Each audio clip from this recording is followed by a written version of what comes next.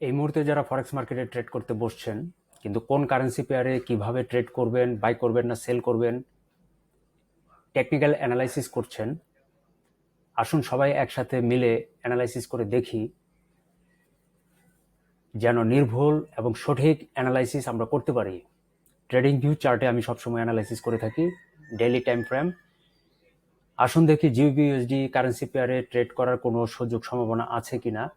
আমি আমার নিজের স্ট্র্যাটেজি অনুসারে টেকনিক্যাল অ্যানালাইসিস করব, আপনারা আপনাদের নিজস্ব ট্রেডিং স্ট্র্যাটেজি অনুসারে আমার অ্যানালাইসিসের সাথে মিলিয়ে দেখবেন আপনাদের অ্যানালাইসিস আমার অ্যানালাইসিসের সাথে যায় কিনা। যদি আপনার অ্যানালাইসিস আমার অ্যানালাইসিসের সাথে মিলে যায়, কেবলমাত্র তখনই ট্রেড করার সিদ্ধান্ত নেবেন। এখানে দেখছি জিবিপিউএসডি গত 3 দিন যাবৎ বেশ ভালো বেয়ারিশ মোমেন্টাম করছে, অর্থাৎ ট্রেডাররা এখান থেকে প্রচুর পরিমাণে সেল এন্ট্রি করেছিল, ফলে প্রাইস বেশ ভালো বেয়ারিশ মোমেন্টাম করছে। তারপরের দিনও বেয়ারিশ মোমেন্টাম তৈরি করেছে। গতকালকে একটা হিউজ বেয়ারিশ মোমেন্টাম ক্যান্ডেল করেছে।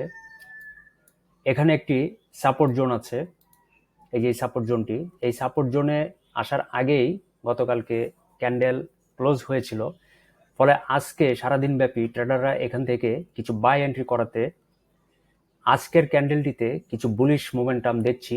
এখানে ট্রেডাররা বাই করতে করতে কিছুটা বুলিশ মোমেন্টাম করেছিল, তারপর এখান থেকে আবার বায়াররা তাদের এন্ট্রিগুলো ক্লোজ করে ফেলার পরে সেলাররা এখান থেকে কন্টিনিউ সেল এন্ট্রি শুরু করাতে কিছুটা টেল তৈরি হয়েছিল। এখানে কিছু বায়ার সেলার কনফ্লিক্ট হয়েছিল। এই মুহূর্তে ক্যান্ডেলটি এই অবস্থায় আছে, অর্থাৎ বায়াররা বাই এন্ট্রি করে প্রাইসকে উপরের দিকে ঠেলে নিয়ে যাচ্ছে, আবার সেলাররা এখান থেকে সেল এন্ট্রি করে করে নিচের দিকে নিয়ে আসছে, অর্থাৎ কিছুটা বুলিশ হচ্ছে, কিছুটা বেয়ারিশ হচ্ছে। প্রাইস কোন দিকে যাবে পরবর্তীতে সেটাই এখন মুখ্য বিষয়, কারণ আমরা এখানে বাই এন্ট্রি করব না সেল এন্ট্রি করব সেটা নিয়েই আমাদের এই অ্যানালাইসিস।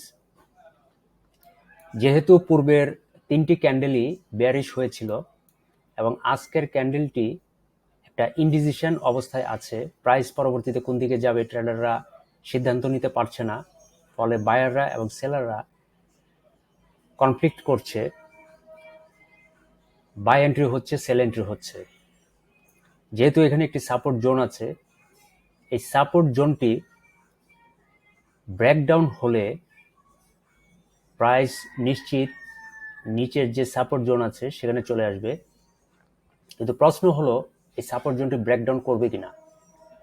যেহেতু পূর্বে কিছুটা বেয়ারিশ মোমেন্টাম হয়েছিল এবং এখানে বায়ার সেলার কিছুটা কনফ্লিক্ট হচ্ছে, আমি আশা করব এখান থেকে প্রাইস বেয়ারিশ কন্টিনিউশন করবে, অর্থাৎ ট্রেডাররা এখান থেকে প্রচুর পরিমাণ সেল এন্ট্রি করবে, ফলে বায়াররা যতই বাই এন্ট্রি করে প্রাইসকে উপরের দিকে নিয়ে যাক না কেন, সেলাররা এখানে বেশি পরিমাণ সেল এন্ট্রি করবে এবং প্রাইসকে পরবর্তীতে বেয়ারিশ কন্টিনিউশনে বাধ্য করবে।